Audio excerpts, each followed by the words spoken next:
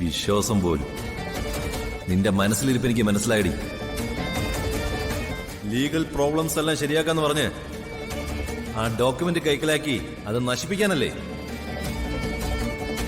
നീ പറഞ്ഞ ശരിയാ, നിന്നെ ഞാൻ ട്രാപ്പിലാക്കിയത് തന്നെ. പക്ഷേ വെറുതെ അല്ലല്ലോ, കൊലക്കേസിൽ നിന്ന് നിന്നെ ഞാൻ രക്ഷിച്ചല്ലേ. രാജീവേ, എന്തിനാ എന്റെ രഹസ്യങ്ങളൊക്കെ ചികഞ്ഞ് കണ്ടുപിടിക്കാൻ പോയത്? നീ എന്നോട് പറഞ്ഞതൊക്കെ ശരിയാ. നെല്ലിശ്ശേരിയിലെ സേതുമാധവന്റെ കയ്യിൽ നിന്നും ഞാൻ എഴുതി വാങ്ങിച്ച സ്വത്തുക്കൾ തന്നെ അതല്ല.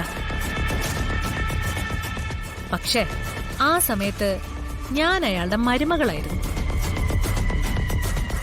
എന്റെ അച്ഛനെ ചതിച്ച അയാൾ വാങ്ങിയെടുത്ത സ്വത്തുക്കൾ ഞാൻ തിരിച്ചുപിടിച്ചു.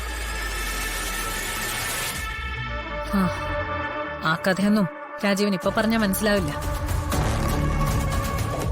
ദേ, എനിക്കിപ്പോ വേണ്ടത് ആ ഡോക്യുമെന്റ്സാ. രാജീവ് അത് എവിടെയാന്ന് പറഞ്ഞേ പറ്റൂ. എവിടെയാണെങ്കിലും ഞാനത് തിരിച്ചെടുത്തോളാം. ഹോസ്പിറ്റലിൽ വിട്ട് രാജീവ് തിരിച്ചു വരുമ്പോഴേക്കും ഞാനത് റെഡിയാക്കി വെക്കാം. ഓ, ഈ ജന്മത്തെ എനിക്കത് തിരിച്ചു കിട്ടാൻ പോകുന്നില്ല എന്ന്. എഴുന്നേക്കാൻ വയ്യാതെ ഈ അവസ്ഥയിൽ കിടക്കുമ്പോഴും പണത്തോടുള്ള ആർത്തിയാണ് രാജീവിന്റെ മനസ്സിൽ. സ്വന്തം ജീവൻ കളഞ്ഞുള്ള വാശി വേണോ രാജീവേ? എനിക്ക് മനസ്സിലായി. എന്നാ പിന്നെ ഒരു കാര്യം കൂടി രാജീവ് കേട്ടോ.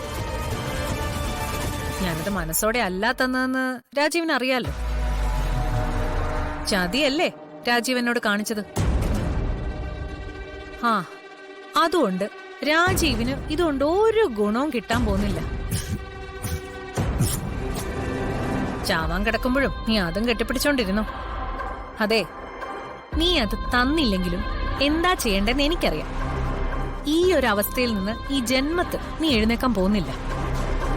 ഇവിടെ കിടന്ന് നരകിച്ച് ചാവുകയുള്ളൂ. എന്നോട് ഇറങ്ങി പോവാനല്ലേ രാജീവ് പറഞ്ഞത്? ഇപ്പൊ ഞാൻ പോവാ. പക്ഷേ ആ 45% കൊണ്ട് നീ ഗുണം പിടിക്കില്ല. അതുകൊണ്ട് നിനക്കൊന്നും നേടാനും പറ്റില്ല.